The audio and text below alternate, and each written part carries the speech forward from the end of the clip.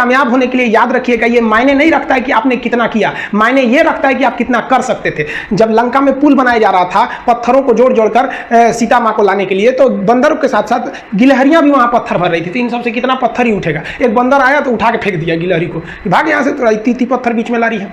तो मर्यादा पुरुषोत्तम राम के पास वो जाके गिलहरी गिरी, तो गिलहरी को वो प्यार से सहलाए थे ना, तो ऐसा कहा जाता है कि इस पे जो निशान है गिलहरी के पीठ पे वो राम जी का है। राम जी ने उस बंदर को बुलाया और कहा कि देखो तुम इतना विशाल पत्थर उठा रहे हो तो तुम्हारा शरीर भी विशाल है, ये गिलहरी इतना बड़ा पत्थर उठा रही है जितना इसकी क्षमता है।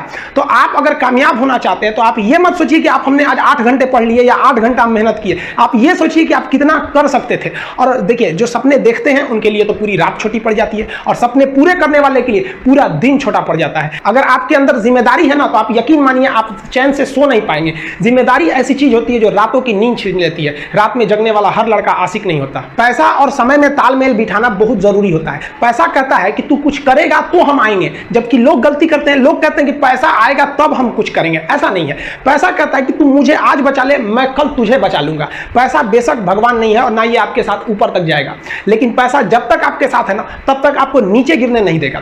देखिए पैसा जीवन में बहुत कुछ है, बहुत कुछ, लेकिन पैसा सब कुछ नहीं है। इंसानियत मायने रखनी चाहिए। समय के साथ आप कभी खिलवाड़ मत कीजिएगा। दुख की बात यह है कि समय बहुत कम है, लेकिन सुख की बात यह है कि अभी भी समय है, लेकिन समय के पास इतना समय नहीं है कि आपको दोबारा समय देगा। वक्त नहीं लगाइए आपको यह निर्धारित करने में कि क्या करना है, वरना वक्त निर्धारित कर देगा आपका क्या करना है। हम सबकी सबसे पहली जो शिक्षक होती है वो माँ होती है, इसलिए माँ का शिक्षित रहना बहुत जरूरी है। अगर कोई शिक्षित माँ है तो वो कभी भी अपने बच्चे को शिक्षा से दूर नहीं करेगी। मेरा ये हरगिज कहना नहीं है कि जिसकी माँ अशिक्षित है उसका बेटा पढ़ा लिखा नहीं होगा। मेरी माँ आज भी अनपढ़ है, आज भी उससे 1 रोटी मांगते हैं ना तो वो 2 रोटी दे देती है। दुनिया की सबसे अच्छा अलार्म जो होता है वो माँ होती है। आप कहिएगा सुबह 7 बजे उठाने के लिए, वो आपको 6 बजे ही उठा देगी और कहेगी बेटा 8 बज गया। आपको इस दुनिया में आपको सबसे बेहतरीन ढंग से जानती है कोई तो आपकी माँ। वो और दुनिया से आपको 9 महीने पहले से जान रही होती है। कहा जाता है कि मेरे नसीब में एक भी गम ना होता अगर मेरी तकदीर लिखने का हक मेरी माँ को मिला होता है। माँ बचपन से पाल के बड़ी होती है। आइए यही ना है छोटका, बड़ा होकर क्या बोलेगा, माई वाइफ माई लाइफ। गजब बबुआ गजब, इतना उम्र पे छोड़ दी रहती माई ना तो कुत्ता नोच के खा गया रहता। बड़ा होकर कहेगा माई वाइफ माई लाइफ। कभी भी माँ बाप से आप ऊंचे आवाज में बात नहीं कीजिएगा, वरना आपको शिक्षित कहलाने का कोई अधिकार नहीं है। और बाप जो होता है ना बड़ा खुददार इंसान होता है, कभी बोल नहीं पाता। माँ तो बोल भी देती है ना, बाप बोल नहीं पाता है। जेब खाली रहने के बावजूद मैंने बाप को कभी ना कहते नहीं देखा। इस दुनिया में बाप से रईस इंसान मैंने नहीं देखा। लेकिन इन दोनों को कहते हैं कि आप अपने बच्चे को जी जान से प्यार कीजिए, उसे सोने का निवाला खिलाइए, लेकिन उस पर नजर रखिए दुश्मन की तरह क्या कर रहा है, वरना एक दिन बिगड़ जाएगा। माँ बाप भी लड़कियों को भेजते हैं हॉस्टल में भेजने पढ़ने के लिए। हॉस्टल जाती है बबनी पढ़ने के लिए, हाथ में घड़ी नहीं, और उधर से जब आती है छुट्टी पे तो 3000 का सोनाटा का घड़ी पहन के मम्मी पूछती बबनी घड़ी कहाँ से, तो मेरी सहेली गिफ्ट दी है बर्थडे पे। आपको पता चल रहा है वो सहेली गिफ्ट दे रही है, इतना सहेली का गिफ्ट आ रहा है वहाँ पे। आप नजर रखिएगा वरना एक दिन आप ही पछताएंगे। पिता को भी हम ये कहना चाहते हैं कि आपके दिए पैसे से ही आपका लड़का बिगड़ता है। अगर उसे ज़रूरत 8000 की है, आप उसे 15000 देंगे तो जेन्युइन है, एक दिन वो आपका नाम खराब करेगा। पैसा ही इंसान को ज़्यादा बिगाड़ता है। उसको लिमिटेड दीजिए जितनी उसकी ज़रूरत है, उससे एक्सेस दे दीजिएगा तो वो फिर बिगड़ेगा।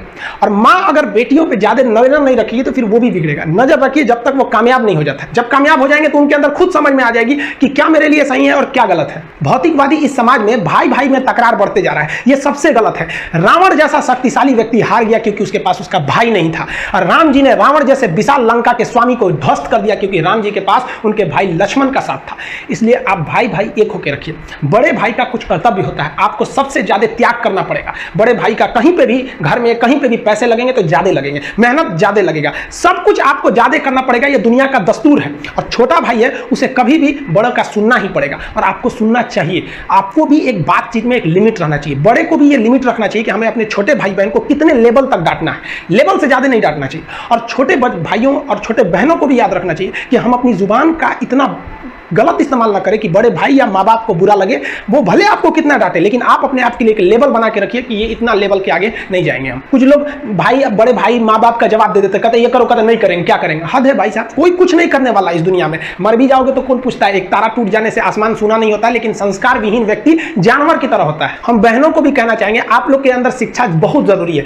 आप कम खाइए लेकिन माँ बाप से कहिए कि हम पढ़ेंगे पढ़ेंगे पढ़ेंगे। शिक्षा बहुत जरूरी है, शिक्षा बिना हर चीज अधूरा है। और आप जितनी भी लड़कियां हैं उन सबसे कहते हैं अपने अंदर थोड़ा बहुत कुछ सुधार लाइए। अपने आप को कभी दूसरे से कंपैरिजन मत कीजिए कि उसके पास क्या है हमारे पास क्या है। और एक चीज लड़कियों में जो सबसे खराब चीज होता है, आप कोई लड़की गुस्सा है या नहीं है ये चेक करना है तो आप उससे बस एक गिलास पानी मांग लीजिए, उसके पानी देने के स्टाइल से पता चल जाएगा कि गुस्सा है कि नहीं। पानी रख के यहाँ पे, भाई क्या मतलब बनता है? आप गुस्सा है ठीक है, सब में होते हैं, जहां ज्यादा रिश्ते रहते हैं वही इंसान गुस्सा होता है, लेकिन इसका मतलब ये क्या कि 2 दिन आपको मनोबल लगेगा। ये सारी ट्रेडिशनल चीजों को बदलिए, ये अच्छी बातें नहीं होती। लड़की लोग को भी थोड़ा सा गंभीर बनिए। होता क्या है कि लोग कहते हैं ना कि एक लड़की को कोई बात अगर कह देंगे ना दूसरे को मत बोलना, वो उसको भी बोलेगी और उसको भी ये बात बोल देगी दूसरे उसको मत बोलना।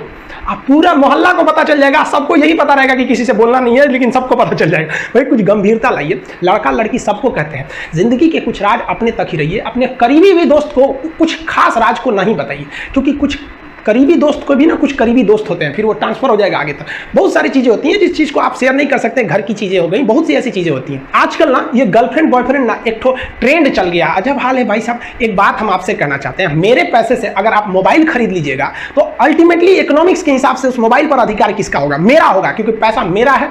तो आप सोचिए, आप बाप के पैसा से अगर लड़की पटाएंगे तो लड़की किसकी होगी? इकोनॉमिक्स के हिसाब से बाप के लिए। तो लड़कियों को भी कहते हैं कि भाई ऐसा लड़का को मत वैल्यू दो जो बाप की कमाई पे तुमको घुमा रहा है, और लड़कों भी कहते हैं जागो, अगर बहुत शौक है ना गर्लफ्रेंड बनाने का तो अपने पैर पे खड़े हो जाओ। जिस दिन पैर पर खड़े होगे ना उस दिन समझ में आएगा ये सब चीजें फालतू चीजें होती है। कई लड़के बेचारे का दिल टूट जाता है, उनका शरीर एम्बुलेंस की तरह हो गया है, घायल दिल लेके घूम रहे हैं। अरे फालतू ये सब चीजें। जीवन में किसी के लिए आंसू मत बहाइएगा, वो आपके आंसुओं के काबिल नहीं होगा, और जो आपके आंसुओं के काबिल होगा वो कभी आपको रोने नहीं देगा। दिल टूट गया, गोली मारो यार, प्यार 24 कैरेट का था आपका, उसी की औकात नहीं थी जो खरीद सके। और हस्बैंड वाइफ में भाई साहब, हमारे जितने दोस्तों की शादी हुई है ना सब परेशान रहते हैं हस्बैंड वाइफ में। इन दोनों में केवल एक खराबी, दोनों अपने आप को सुप्रीम कोर्ट समझता है। हमारे भाई साहब आप मिलजुल कर रहिए। अभी क्या है कि आप जितने भी स्टूडेंट हैं आप सबका जॉब लगेगा, अपने से सब शादी ब्याह सबकी होगी, भाई आपका परिवार खुश रहे। लेकिन आप देखिए शादीशुदा इंसान हमेशा परेशान रहता है, ये दोनों हमेशा झगड़ते रहते हैं। समस्या क्या है? वाइफ चाहती है हस्बैंड को समझाएं अपनी बात, और हस्बैंड चाहता है कि हम अपनी बात वाइफ को समझाएं। भाई आप दोनों से कहना चाहते हैं, आप कोशिश करिए ये क्या कहना चाहते हैं इनकी बातों को आप समझ जाइए, और आपसे कहते हैं आप अपनी बात मत थोपिए, इसकी बातों को समझिए। होता क्या है, लड़कियों को लगता है कि इनका हस्बैंड बाहर करता क्या, ऐसे पैसा बरसता है पेड़ पे से हिला के लेके चला। ऐसा नहीं है भाई, बाहर निकलिए फिर समझ में आता है ये कि बाहर जो आपके पिताजी या फिर आपके हस्बैंड या जो भी कमा के लाता है उसको कितना मेहनत होता है। और आदमी लोग को क्या लगता है घर में तो कोई काम ही नहीं है, उठो नाश्ता बनाओ। अरे भाई साहब झाड़ू लगाने से सही नाश्ता बन तो जरूर जाता है, फिर उससे पहले कितनी तैयारियां करनी रहती है, कहाँ कौन सा सामान है, एक दिन बना के देखिएगा फिर समझ में आ जाएगा। फिर सब लोग खा लिए फिर उसको साफ करो। सबका अपने अपने चीज जगह काम होता है।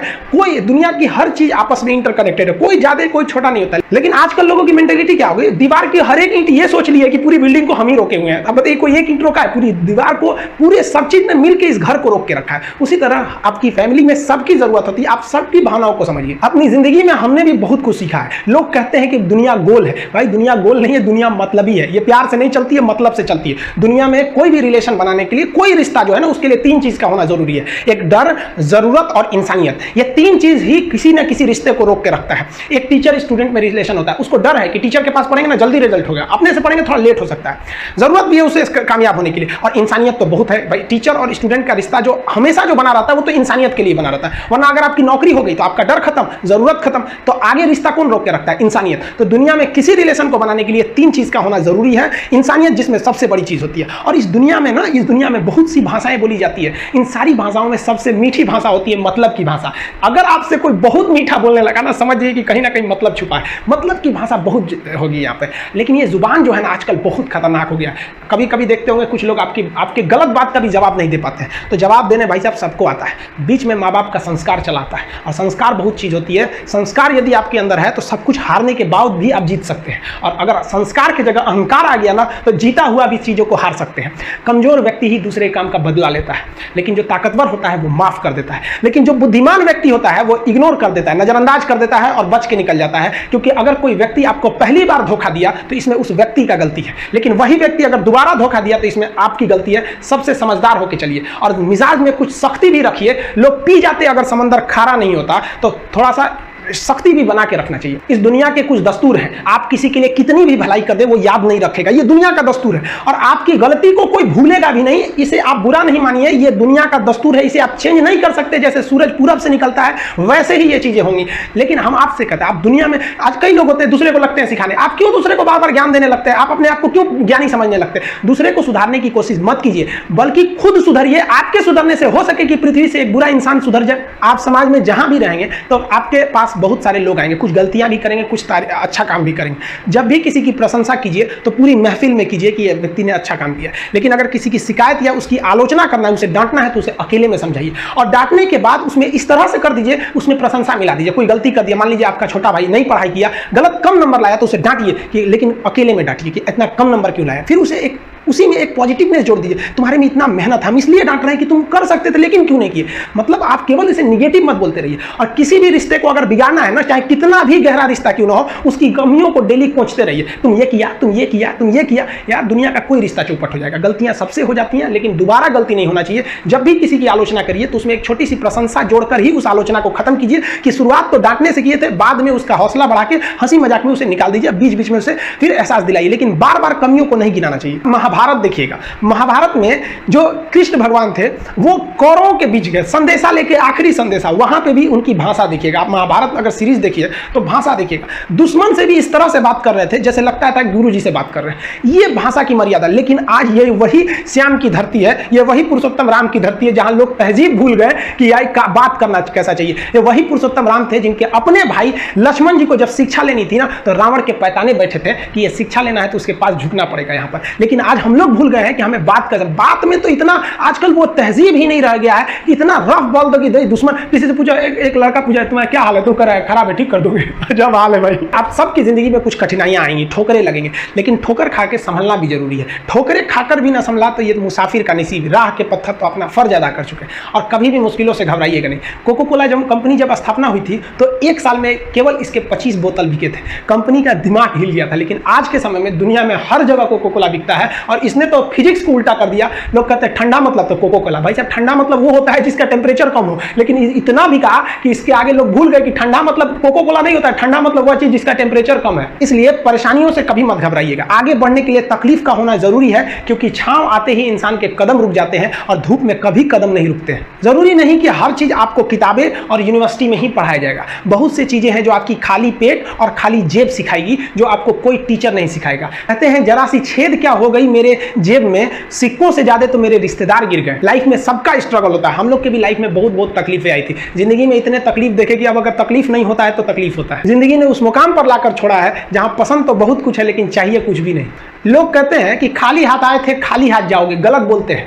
लोग भले खाली हाथ आते हैं लेकिन जब जाते हैं तो अपने साथ कुछ संस्कार, कुछ यादें छोड़ जाते हैं। एपीजे अब्दुल कलाम खाली हाथ तो आए थे, क्या खाली हाथ गए? हमारे जितने देश के लोग हैं उन देशवासियों के लिए एक प्रेरणा के स्रोत बन गए। लेकिन अगर आप खाली हाथ आते हैं और खाली हाथ चले जाते हैं तो आपका पुरुष योनि में जन्म लेने का कोई अर्थ ही नहीं बना। अपनी मंजिल को भुलाकर जिया तो क्या जिया, है दम तुझमें तो उसे पाकर दिखा। लिख दे खून से अपनी कामयाबी की कहानी और बोल उस किस्मत को कि है दम तो मिटा के दिखा। इसलिए कभी किस्मत को मत कोसिएगा, अपने हौसले से अपनी कहानी लिखिएगा। पसीने की स्याही से जो लिखते हैं अपने हौसले के इरादे, उनके मुकद्दर के पन्ने कभी कोरे नहीं होते। देखिए, शिक्षक और सड़क ऐसी चीज है जो खुद तो अपने जगह पे रहती है और दूसरों को मंजिल तक पहुंचा देती है। इस शिक्षक दिवस बड़ा अजीब सा शिक्षक दिवस रहा। आज शिक्षक दिवस में सुबह 11 बजे से लेकर शाम 5 बजे तक जो हम लोग का प्रोटेस्ट था या फिर ट्विटर पे जो भी रहा, उसका कई ज्यादा फायदे भी हुए थे। लेकिन ये जब कब तक चलेगा? ये संस्थाएं अपने से क्यों नहीं सुधरेगी? आखिर इस देश के साथ ऐसा क्यों हो रहा है कि जब हम शिक्षकों को, हर एक शिक्षक, कोई ऐसा शिक्षक नहीं है जो नहीं आया हो, लगभग हर एक शिक्षक,